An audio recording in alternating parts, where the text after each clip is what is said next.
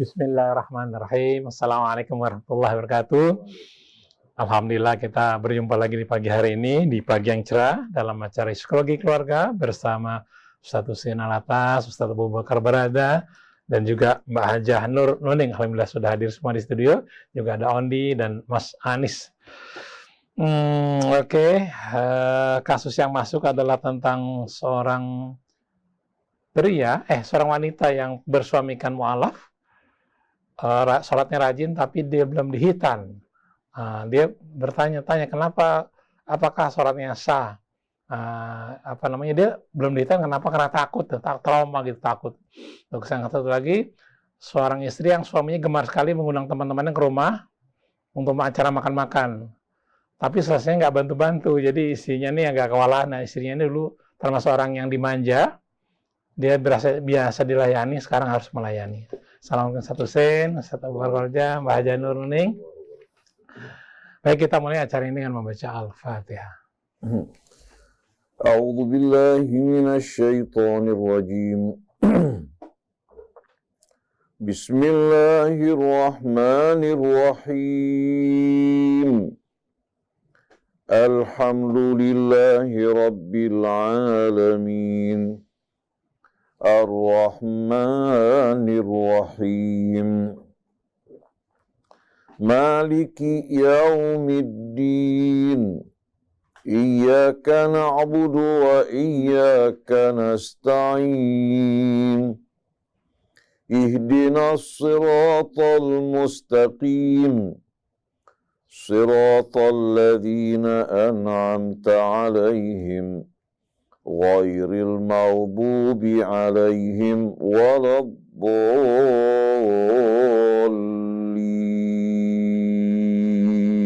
Alhamdulillah kita sudah membaca Al-Fatihah. Mudah-mudahan Allah mudahkan kita dalam menghadapi persoalan yang kita hadapi sehari-hari. Baik, untuk jelasnya, silakan Mbak Nuni dibacakan kasusnya seperti apa? Baik, terima kasih Mas Krisna. Assalamualaikum warahmatullahi wabarakatuh. Ustadz Husein Alatas, Ustadz Abu Bakar Barada, dan ikhwan akhwan yang bersama-sama Radio Silaturahim dimanapun acara ini bisa disimak ya. Mudah-mudahan kasus hari ini juga akan mempersuasi kita semua yang menyimak acara kita. Yang pertama Ustadz dan ikhwan akhwat, seorang wanita yang menikah dengan mu'alaf. Alhamdulillah sholatnya rajin, tapi masalahnya suami saya itu belum dikhitan Ustadz. Dan dia selalu takut dan takut. Pertanyaannya, terus gimana dengan sholatnya Ustadz? Sah nggak sih sementara dia belum dikhitan? Itu yang pertama. Kemudian yang kedua dari wanita, punya suami, gemar sekali mengundang teman-temannya ke rumah untuk makan-makan. Masalahnya saya nggak punya pembantu Ustadz. Saya harus punya tenaga ekstra untuk mempersiapkan semuanya. Belum lagi seusai makan, saya semua yang harus mencuci tanpa suami bisa bantu-bantu. Jadi ya, satu lagi tentang suami saya Ustadz, dia kalau tidur tuh ngoroknya keras banget sehingga mengganggu tidur saya. Pertanyaannya adalah, bagaimana Ustadz saya bisa ikhlas menerima semua kondisi ini? Karena waktu saya masih sendiri, masih belum menikah, saya termasuk anak yang dimanja, apa-apa dilayani. Tapi sekarang kondisinya seperti ini. Mohon nasihatnya Ustadz. Terima kasih. Iya. A'udzu billahi minasy syaithanir rajim. Bismillahirrahmanirrahim. Alhamdulillahi rabbil alamin. Hamdan katsiran thayyiban mubarakan fih kama yuhibbu rabbuna wa yarda. Allahumma shalli wa sallim wa barik ala 'abdika wa rasulika sayyidina wa nabiyyina Muhammadin wa alihi at-tayyibin wa sahabatihi al-ghurril mayamin. Wattabi'ina lahum biihsanin ila yaumiddin. Subhanak la ilma lana illa ma 'allamtana innaka antal alimul hakim. Allahumma atina min indika rahmah wa 'allimna min indika rahmah wa 'allimna min ladunka ilman nafi'a wa anfa'na bima 'allamtana. Amma ba'du, ikhwan akhwat, pendengar pemirsa Radio TV Silaturahim yang dirahmati Allah Subhanahu wa taala. Ustadz Abu Bakar Baraja, Ibu Hajjah Nur, begitu pula saudara kita yang setia menemani kita bersama-sama dalam kajian kita, Ustadz Muhammad Krisna bin Muhammad Ishaq Kondi Anis, dan seluruh kerabat kerja di studio, kaum muslimin dan muslimat, ikhwan akhwat yang berasal dari ayah ibu yang sama. Assalamullahi alaikum warahmatullahi wabarakatuh.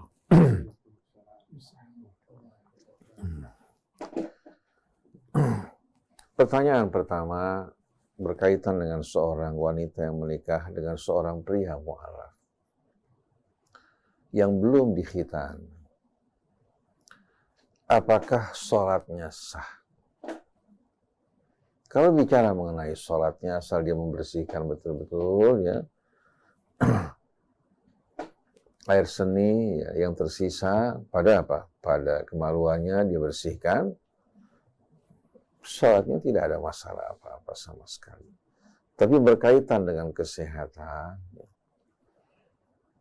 khitan ini merupakan satu hal yang amat baik, menyehatkan bagi kaum pria, menghindarkan juga dirinya dari endapan-endapan bakteri, jamur, dan lain-lain sebagainya. Dia akan kembali kepada kesehatan suami dan juga kesehatan istri. Di Amerika dulu, ya, atau di Eropa, mereka enggan untuk apa? Untuk melakukan khitan kepada anak-anak laki-laki mereka. Tapi di belakang hari sekarang, setiap bayi yang keluar dari rumah sakit selalu dikhitan di rumah sakit. Ini sebelum keluar, dia dikhitan terlebih dahulu. Jadi berkaitan dengan sholatnya sah, asal dia menjaga kebersihan dirinya, tapi untuk kesehatannya, untuk kesempurnaannya, hendaklah dia melakukan khitan. Dan khitan bukan merupakan satu hal yang menyakitkan. Apalagi dengan dengan laser juga bius, dia tidak akan merasakan sakit dan kesembuhannya juga cepat. Kesembuhannya juga cepat karena melalui laser ya, pembuluh darahnya juga apa? Dibekukan hingga tidak mengeluarkan darah yang terlalu banyak. Jadi ibu yang penting bagaimana memberikan motivasi kepada suami ibu, kalau perlu datang kepada dokter yang biasa menyunat, menjelaskan bagaimana prosesnya ya, untuk terhindar dari rasa sakit dan juga penyembuhan yang berlarut-larut. Mudah-mudahan ibu bersama pasangan ibu dari hari ke hari, keimanan, ketakwaan di hati Anda berdua Allah Subhanahu wa taala suburkan dan lahirkan dari Anda berdua keturunan yang soleh. Allah murahkan bagi kalian berdua rezeki yang halal dan thayyib, juga dimudahkan untuk berjalan di atas petunjuk Allah Subhanahu wa taala. Adapun kasus yang kedua, seorang wanita yang bersuamikan seorang yang gemar untuk mengundang tamu, mengadakan acara makan. Sedangkan di rumah tidak terdapat pembantu. Berarti dia harus memasak, kemudian selesai acara dia harus mencuci piringnya. Sedangkan suami tidak membantu. Dalam hal ini, hendaknya suami yang punya kegemaran mengundang tamu makan bukan merupakan satu aib, bukan merupakan satu kesalahan. Tapi dia wajib untuk membantu meringankan beban istrinya. Dan kalau kita lihat Nabi kita Muhammad SAW sebagai suri tauladan umat manusia, beliau berbelanja sendiri. Beliau juga di rumah tidak memberatkan keluarganya sedikit pun. Beliau membantu hal-hal yang menyangkut urusan rumah tangga. Beliau menyapu, membersihkan rumahnya, mencuci pakaiannya, menjahit sandalnya. Ya. Dan orang tidak mengatakan beliau sebagai seorang suami yang diperbudak oleh istri. Karena rumah tangga ini merupakan satu kesatuan. Sebaik-baiknya suami yang meringankan beban istrinya, sebaik-baiknya istri yang memberikan keteduhan, ketenangan bagi suaminya, memberikan dukungan bagi pekerjaan yang dikerjakan dalam keridhaan Allah Subhanahu wa taala. Saya termasuk di rumah karena sering kedatangan tamu walaupun tidak diundang, kita mau tidak mau masak untuk orang setiap harinya dalam jumlah yang banyak. Istri memasak, tapi dibantu oleh beberapa pembantu, karena berkaitan dengan rumah yang selalu terbuka untuk tamu. Dan kita juga memberikan kesempatan buat pembantu untuk beristirahat di waktu siang hingga sore. Malam hari pukul 8, mereka sudah pulang semua ke rumah masing-masing. Karena kalau mereka harus bekerja hingga larut malam kan kesian. Mereka butuh juga istirahat, berkumpul juga bersama suaminya. Oleh karena itu kalau tamu datang larut malam, ini akan memberikan beban tambahan, bukan hanya bagi tuan rumah, tapi bagi pembantu seandainya mereka memiliki pembantu. Kalau tidak ada pembantu, akan membebani tuan rumahnya. Oleh karena itu suami seharusnya membiasakan dirinya untuk membantu istrinya. Ini merupakan pekerjaan yang mulia. Jangan dengarkan komentar-komentar dari masyarakat jahiliyah yang menganggap suami yang membantu istri merupakan sikap lemah dan tunduk pada istri. Sama sekali tidak. Rasulullah mengatakan, ma akramahunna illa karim, wa ma ahanahunna illa laim. Tidak memuliakan mereka kecuali orang yang mulia, tidak merendahkan mereka kecuali orang-orang yang rendah. Jadi suami melengkapi istri, istri melengkapi suami. Tapi kalau seandainya dia tidak ingin bekerja, dia bisa pada saat mengundang tamu untuk memanggil 1-2 orang membantu istrinya bekerja dengan biaya yang dikeluarkan. Sebagai pekerja artinya harian, bukan sebagai pekerja tetap. Suami wajib betul-betul mendukung, membantu istrinya agar dapat mentaati Allah dan juga dapat mentaati dan melayani suaminya. Istri juga demikian. Dia wajib juga untuk betul-betul melayani suaminya, menghormatinya, memberikan dukungan kepadanya, untuk membantu juga suami menghormati, menyayangi, dan memperlakukan istrinya dengan mulia. Karena kalau pohon tidak disiram, pasti akan layu. Begitu juga cinta juga harus dipupuk dan disiram. Nah, sikap saling menghargai, menghormati, saling menolong dan mendukung di antara suami istri, itu akan menumbuhkan kesetiaan di hati mereka. Akan mengurangi keluhan, akan membuat suami selalu teringat pada istrinya. Istri juga selalu terkenang teringat kepada suaminya. Tapi perlakuan yang kasar, perlakuan yang meremehkan, merendahkan, akan menumbuhkan kebencian di hati istri. Begitu juga di hati suami bila wanita melakukan, akhirnya membuat mereka menghancurkan rumah tangga mereka dengan tangan mereka sendiri. Atau seperti ungkapan Al-Quran, yukhribuna buyutahum biaidihim. Mereka merusak, menghancurkan rumah-rumah mereka dengan tangan mereka sendiri. Oleh karena itu kalimah thayyibah. Juga seruan Allah kan, wa ta'awanu 'alal birri wat taqwa wa la ta'awanu 'alal itsmi wal 'udwan. Itu merupakan seruan yang mencakup seluruh aspek kehidupan. Kalau kita membantu orang di luar, apalagi orang yang dalam rumah tangga kita. Wa ulul arhami ba'duhum aula bi ba'din fi kitabillah. Nah, sebaik-baiknya contoh adalah Nabi kita Muhammad sallallahu alaihi wasallam, para keluarganya, begitu juga sahabat-sahabat Nabinya yang menikmati betul-betul pendidikan Rasul. Jauh dari kejahiliahan, jauh dari keangkuhan, dari kesombongan. Nah, ibu yang tadinya dimanjakan oleh suami, begitu memasuki kehidupan rumah tangga, memang pertama-tama akan terasa berat. Saya merasakan pada anak-anak perempuan saya sendiri yang tadinya biasa pergi sekolah, pulang dilayani, pergi dilayani. Begitu mereka berumah tangga, pertama-tama mereka stres, tegang, bahkan menangis. Betul enggak? Begitu juga mantu kita juga pada saat pertama kali berumah tangga, apalagi hamil kemudian melahirkan anak. Anak sepanjang malam tidak tidur, menangis. Itu merupakan cobaan yang berat. Nah, di sini suami wajib betul-betul meringankan beban istri.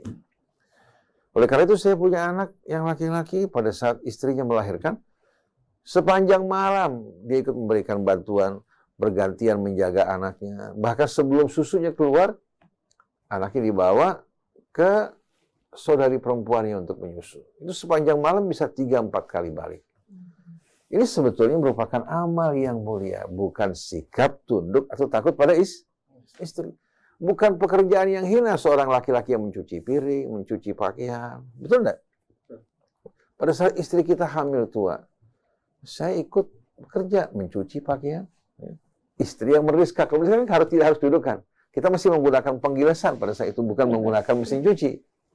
Kebahagiaan, kenangan-kenangan yang indah yang terus akan betul-betul memberikan keharuman, aroma yang semerbak, dan juga hiasan bagi rumah kita. Tapi kata-kata yang kasar, sikap meremehkan, melecehkan, padahal Allah Subhanahu wa Ta'ala menganugerahkan mereka betul-betul kemuliaan, ini yang ditentang oleh Islam.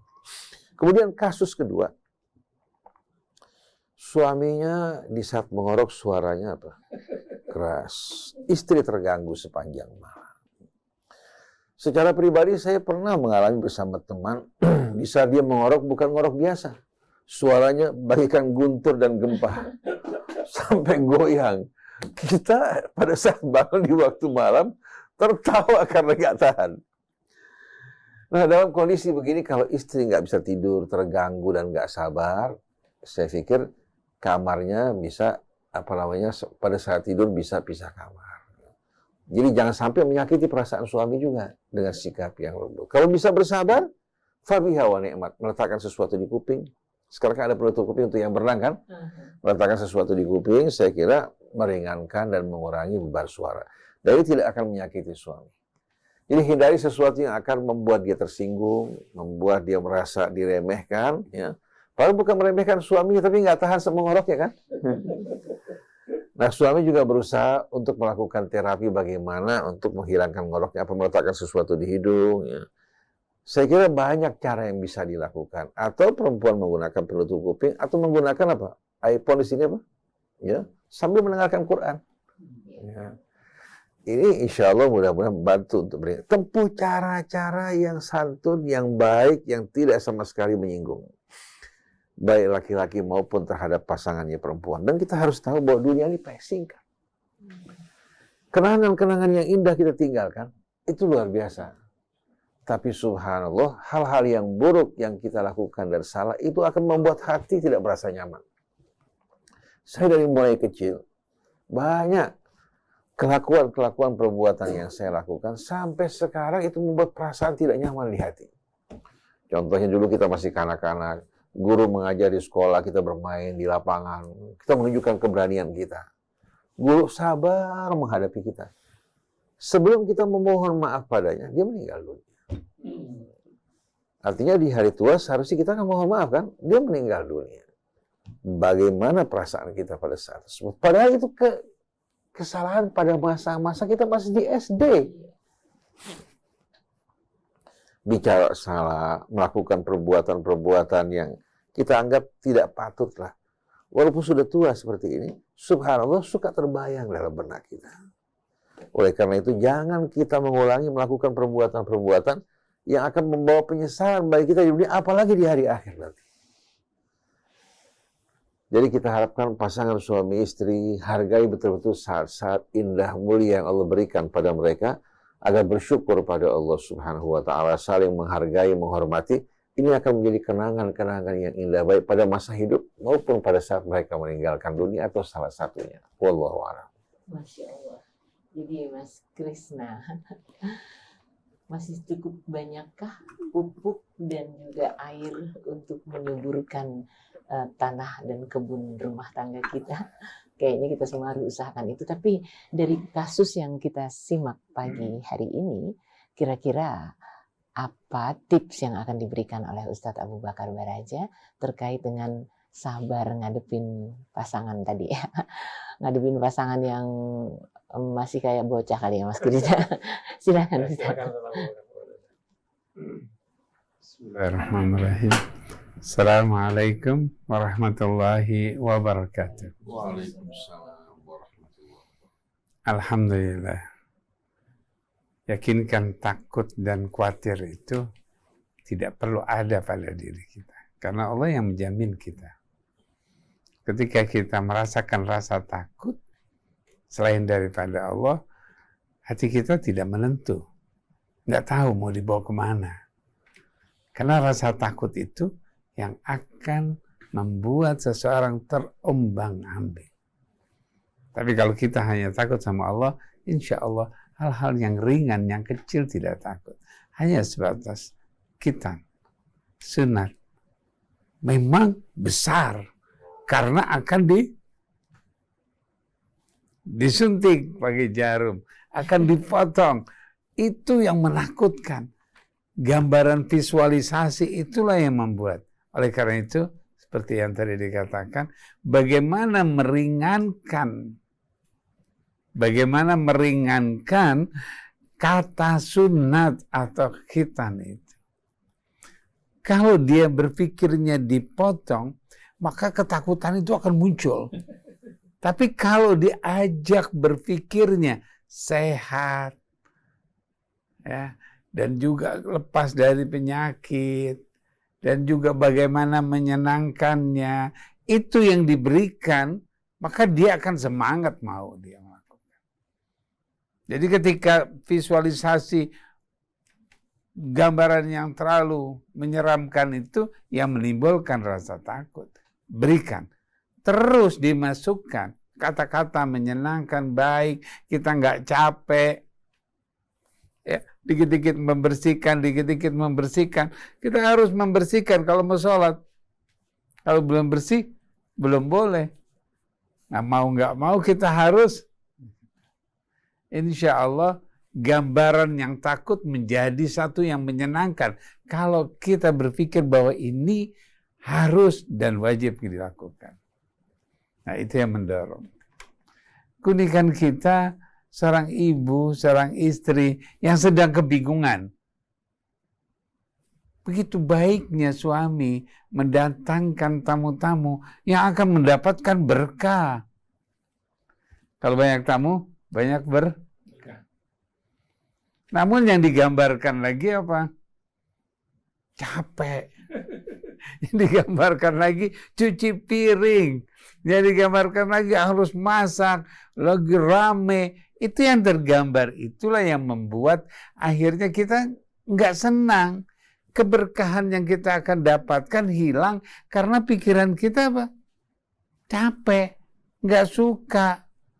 Ini banyak tamu bikin pusing. Padahal di dalam situ ada keberkahan. Keberkahan itulah yang harus diciptakan. Bagaimana tamu-tamu itu bisa memberikan keberkahan. Bagaimana tamu-tamu itu bisa meningkatkan. Itu yang harus diberikan sama si ibu. Kalau dia terus berpikirnya, ini habis ini cuci piringnya ramai, banyak, capek. Siapa yang membantu? Karena pikirannya dia capek. Karena dia berpikir, kalau berpikir capek mau ngerjain sendiri. Coba perhatikan. Karena dia merasa bahwa dia yang mengerjakan dan dia merasa capek, akhirnya mau dibantuin juga nggak mau. Suaminya datang, saya cuci di sini, udah di sana saja. Laki-laki di luar saja, nggak usah di sini. Akhirnya dia mengerjakan sendiri, tapi dia juga tapi dia ngeluh. Coba dipikir, bahwa berkah, menyenangkan. Insya Allah ketika mau dibantu, pasti dia mau. Bukan capeknya, bukan merasa ini sumpek, tidak. Rasa senang yang diciptakan. Rasa bahagia. Segala sesuatu yang kita dapatkan, kita sedang melakukan, dimunculkan rasa senang dan bahagia, insya Allah capek kita hilang. Sholat saja kalau kita misalnya berpikir, aduh kok 4 rakaat. Udah enakan yang subuh aja. Subuh bangun tidurnya. Dan itu karena dia berpikir bahwa saya harus melakukan. Coba nikmatnya gerakan-gerakan tersebut. Ketika kita mengatur napas, ketika sholat di situ. Bagaimana nikmatnya? Itu yang nggak pernah dirasakan. Kalau itu dirasakan, insya Allah mau sholat lagi. Kalau misalnya tamu itu datang membuat kebahagiaan dirinya, memberkahkan pada dirinya, dia akan minta undang lagi. Yang seminggu sekali bisa seminggu 2 kali. Bisa nambah karena nikmatnya. Setiap orang yang merasakan kenikmatannya, dia ingin mendapatkan kenikmatan lagi. Ketika dia mendapatkan kecapean, maka dia cari lagi capeknya. Nah, oleh karena itu, gambarkan bahwa apa yang kita lakukan itu menjadi kebahagiaan, kesenangan kita. Bukan menjadi kesusahan. Kalau itu susah, memang benar susah, ya, cari yang bahagianya, yang senangnya. Ketika kita mencari yang senangnya, itulah yang akan kita dapat. Kalau yang susah kita terus paksakan, berpikir terus di situ, maka kita terus bersama dengan yang susah. Oleh karena itu, cari yang baik, yang menyenangkan buat kita. Insya Allah. Jalan macet, jangan berpikir macet. Sebentar lagi datang, sebentar lagi bergerak. Begitu di depan beliau mau bergerak, walaupun di depan kita belum bergerak, oh dikit lagi bergerak. Di depan kita macet, berhenti. Yang di sebelah kanan kita, lawan arus kita bergerak. Oh dia sudah bergerak. Artinya kita akan bergerak. Jadi janganlah kita berpikir berhenti di situ. Bayangkan yang menikmati. Karena Allah tidak akan pernah memberikan kepada kita sesuatu yang kita nggak suka. Karena Allah selalu memberikan kita kepada hal-hal yang bahagia, yang menyenangkan. Maka semua ini baik, menyenangkan buat kita. Cuman hal-hal yang nggak perlu saja karena kita sering mengambil sesuatu yang kita nggak sukai. Di situ yang penting. Yang ngorok, ya kita lihat seperti tadi. Ya kita tidurnya ketika tidur, dia mengorok, ya kita pindah. Ya kita tidur di sofa, mendingan tutup pintunya di kamar. Kalau masih keluar, ya cari peredam. Nah, bagaimana solusinya? Pasti ada. Karena tidak mungkin tidak ada. Ya, kalau ngorok pun paling hanya beberapa. Tidak mungkin dari tidur sampai pagi dia ngorok, tidak. Paling diberhenti sedikit. Nanti dia ngorok lagi, ya. Karena ada pernapasan yang terhambat di dalamnya. Karena apa? Nah di situ. Nah bagaimana dia ketika tidur, diajak untuk bernapas dulu. Agar supaya pernapasannya dia enak, lega ketika tidur juga lega. Ketika dia ngorok, bangunin, yuk kita main napas dulu. Ketika sudah napasnya sudah bagus, yuk kita tidur lagi. Nah di situ berbagai macam cara. Janganlah kita mencari sesuatu yang nggak enak. Mau ngorok, mau apa kalau kita hanya berpikir. Kadang-kadang nggak ngorok, ada yang misalnya ada musik, ada apa, tidur. Ya, dia bikin, saya ada satu orang mau tidur harus pakai musik, dia tidur. Tapi kita sebelahnya ngorok, dia bangun. Sebetulnya bukan ngoroknya, tapi ketika kita melihat perilakunya, perilaku itulah yang masuk ke dalam pikiran kita, sehingga apapun yang dilakukan suami nggak menyenangkan. Kalau pikiran kita selalu melihat suami kita ada sesuatu yang bikin kita nggak nyenangin, maka singkirkan yang tidak menyenangkan itu, munculkan yang menyenangkan, hidup kita indah, insya Allah. Baik. Jadi mindset penting ya. Mindset. Ada yang ditambahkan, Ustaz? Ini, saya ingin masuk ke kasus yang baru. Kebetulan kasusnya amat penting dan banyak dialami oleh ibu-ibu rumah tangga. Kisahnya diambil dari pertanyaan seorang wanita di Irak yang mengajukan pertanyaan kepada seorang yang biasa memberikan bimbingan kehidupan rumah tangga. Itu Sayyid Rashid Al-Husaini. Wanita ini saya tidak sebutkan namanya, walaupun dalam dialog tersebut disebutkan, dia mengatakan, saya seorang wanita yang sudah berumah tangga. Bersuamikan suami yang soleh, yang baik, yang tidak pernah sekalipun memperdengarkan saya kata-kata yang menyakitkan hati. Dan saya dianugerahkan Allah beberapa orang anak dari suami. Rumah tangga saya alhamdulillah sepanjang waktu dalam keadaan baik, bahagia bersama suami. Pada masa-masa saya mengandung, begitu juga melahirkan, hingga satu hari saya menerima surat dari seorang yang saya tidak ketahui. Dan saya betul-betul amat terpesona dengan kata-katanya yang manis, ucapan-ucapan yang amat indah.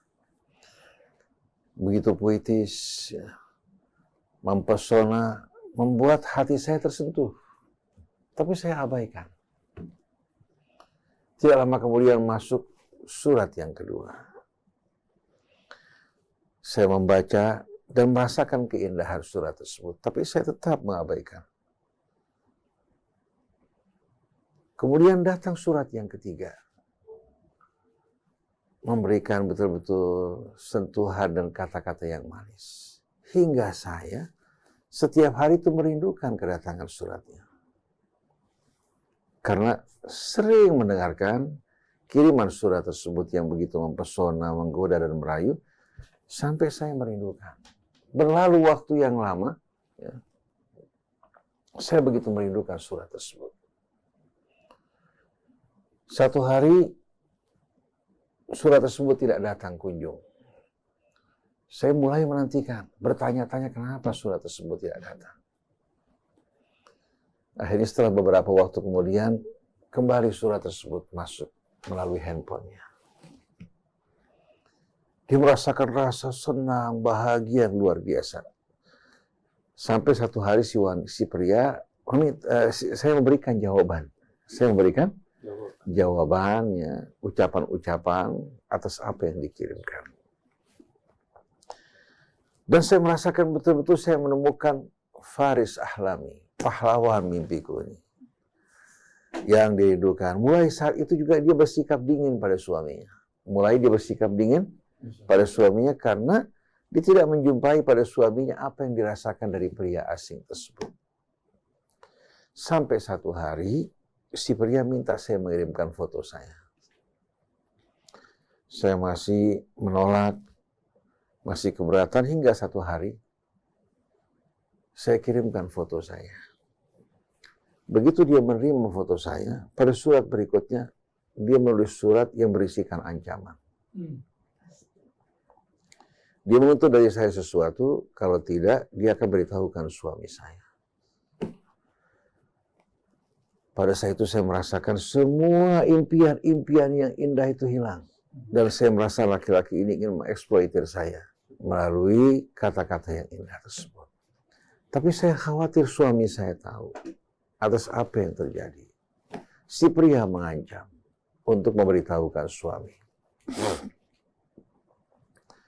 Akhirnya saya datang kepada seorang yang berilmu, saya bertanya padanya bagaimana yang harus saya lakukan. Orang tersebut mengatakan, kamu berbicara secara jujur pada suami kamu.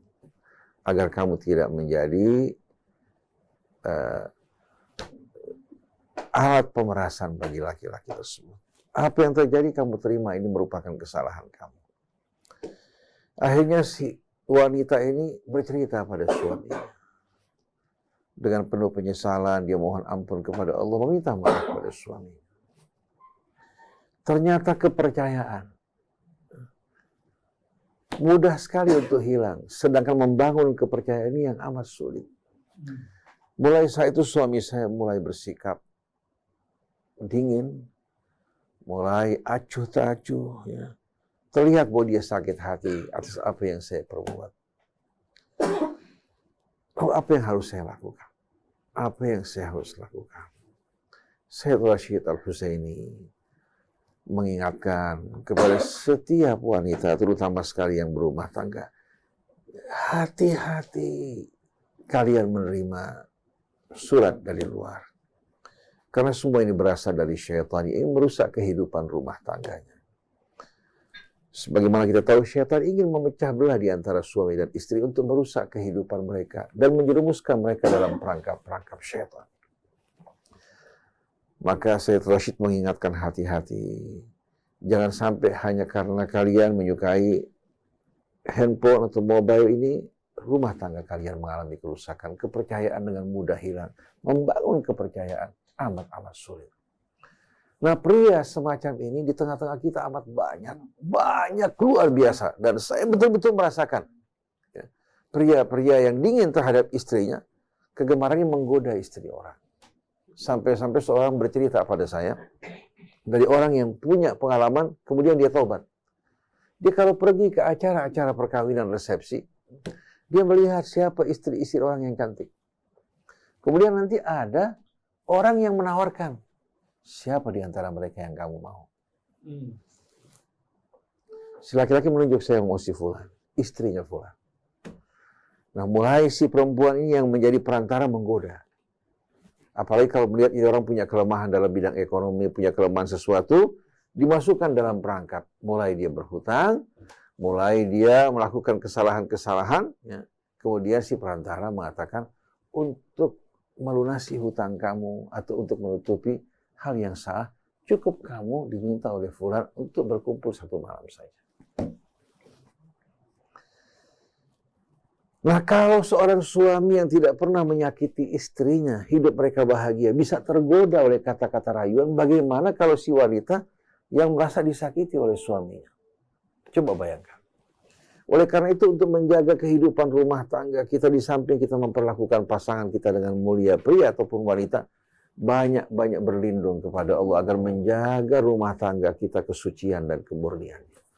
Karena kalau sampai terjadi pengalaman seperti tadi akan mendatangkan penyesalan yang berkepanjangan. Si perempuan menangis, meratapi masa-masa yang indah bersama suaminya, dia lupa. Suami yang begitu mencintainya tidak pernah menyakiti, bahkan masih menutupi kesalahannya. Syed Rashid mengatakan, coba kamu berusaha membangun kepercayaan kembali.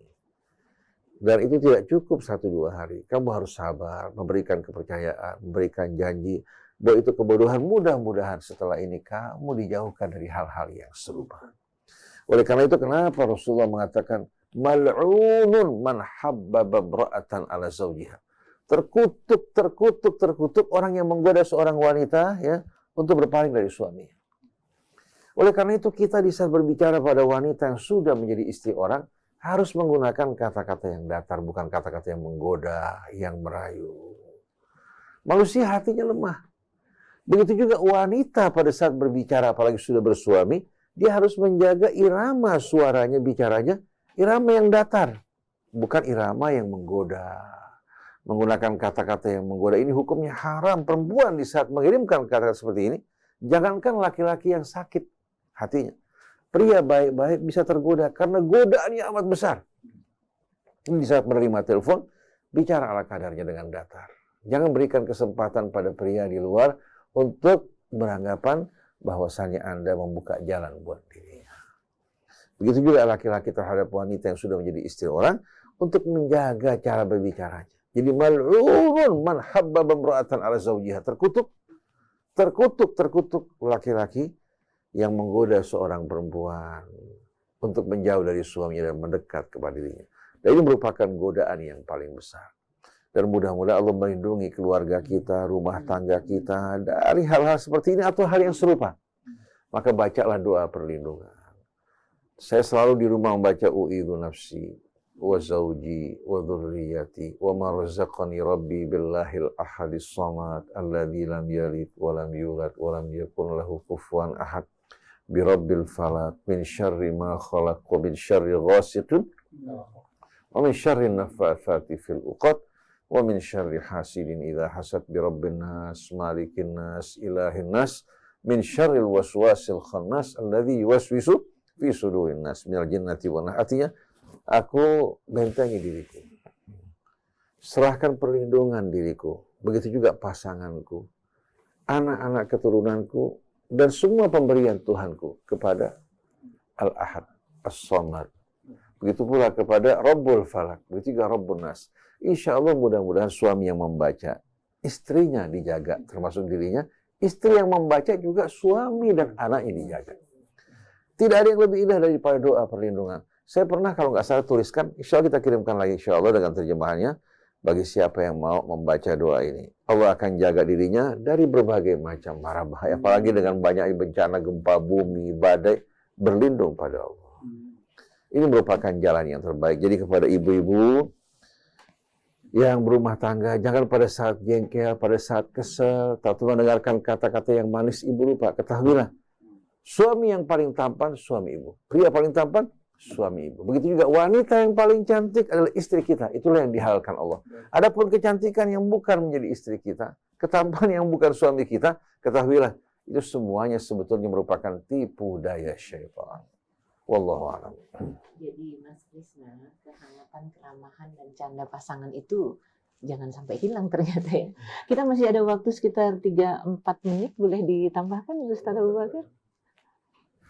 Masya Allah, Bismillahirrahmanirrahim. Masya Allah, kita bisa melihat bagaimana seorang tergoda, suami istri yang sudah menjadi ikatan, yang sudah disatukan oleh Allah, masih bisa tergoda. Masih bisa tergoda. Apa yang terjadi?